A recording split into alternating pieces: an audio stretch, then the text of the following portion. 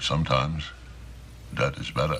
Hey everybody, welcome back once again to another R&R Reviews Unscripted, where me and my brother, a couple of cinephiles, are just going to sit around and give an explanation behind our most current reviews. Today's topic is going to be the Stephen King novel turned movie turned reboot, Pet Sematary. This is a reboot of the 1989 movie of the same name that starred a bunch of people that didn't turn out to be very famous. Alert!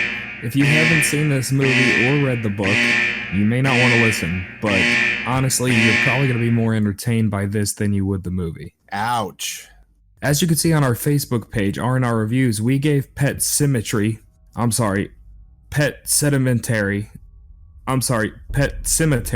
3.8 out of 10 points. Yes, on our watch meter, we stated that this was kind of which means you're not really missing much. This movie follows all of your classic, traditional horror cliches. We have the family that moves from the big city out in the middle of nowhere. We have the forbidden area that you're not supposed to go to because bad things happen. We have kids drawing creepy pictures. We have animals that become undead and freak out. It literally is any cliche that you could possibly think of falls into this movie. Right. If you're gonna take your time to watch a Pet Sematary movie, at least watch the old one. Then at least you get corny, weird-looking cat special effects. Yeah, and in that one, it was the baby boy that was originally brought back from the dead, not the girl. But needless to say, this movie went under the radar, and there's very good reason why. It doesn't really give anything solid, as far as a change in what is the horror genre. It falls very cliche, very much into the mold. There's not really any standout performances. I guess the best performance is, I believe it's said Jette Lawrence, who plays Ellie the girl. She's pretty creepy and convincing as undead. She does a pretty good job with the eyes and the face and the expressions and such. Otherwise, we have some good actors in this movie, just not necessarily roles that really stand out.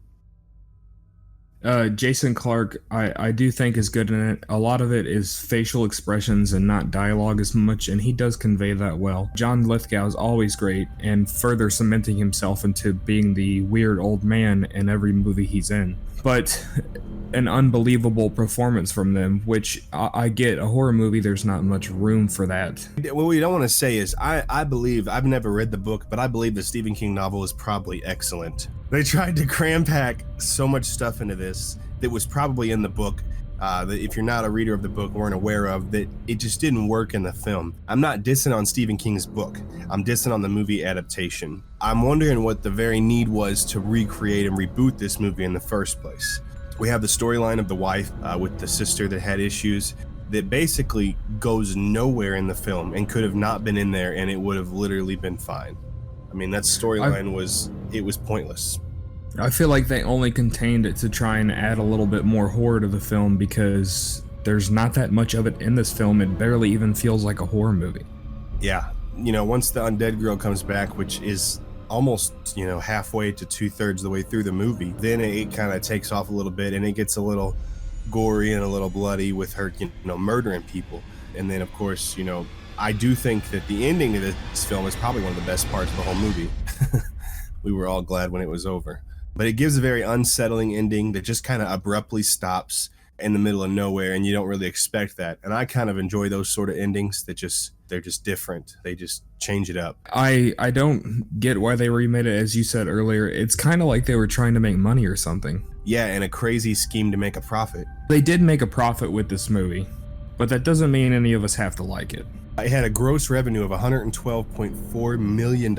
Estimated budget was $21 million. So it did actually turn a profit. I think the movie itself was pretty much crap. I feel like probably a lot of the hype for it was people that love the old one. And so right there, you already had your sales set in. It wasn't like it was a word by mouth thing. Everyone that wanted to see it was going to see it regardless. Yeah, or the fact that you put Stephen King's name on it. You attach Stephen King's name to anything and it seems like it kind of creates a bunch of hype behind it, especially those who love the novel. We did rate this one really low on the score of the film. That a score and music is a big part of horror movies, and it really needs to be used effectively to get the full effect in a horror movie, and this movie doesn't do a very good job of that. Really surprised by how often horror movies don't do a good job of that. And you think it would be utilized a lot more. And as far as our cinematography and special effects, I mean, there was some great cinematography shots in the Indian burial ground, in those backwoods areas that they were the forbidden area they weren't supposed to be in. But other than that, I mean, there really wasn't much of anything worth noting as far as pretty average. I think some of the like over the forest shots were done really well and looked cool, but that was really it for the most part. Yes, so if this unscripted is boring you, that's because we were bored with the movie. Really, the thing that interested me most about the movie is when they started talking about Wendigos, and that route didn't get explored at all, so I don't even know why it was opened up in the first place. I've never read the book, so maybe it goes into something about that. But I mean, like, that was the most interesting part, and it was only for 2 minutes because we never got to see or hear anything about the Wendigos.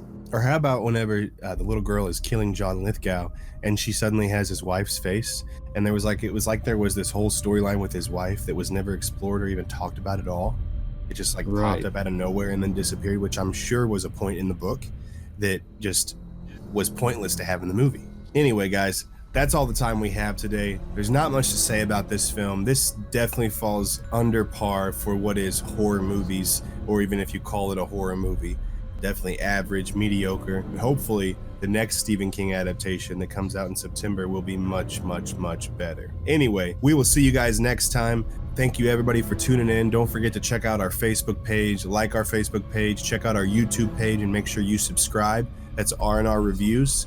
Or you can always send comments, ideas to our email, rogerscinemahood@gmail.com. That's ROGERSCINEMAHOOD@gmail.com. And remember, it's a beautiful day in the cinema hood.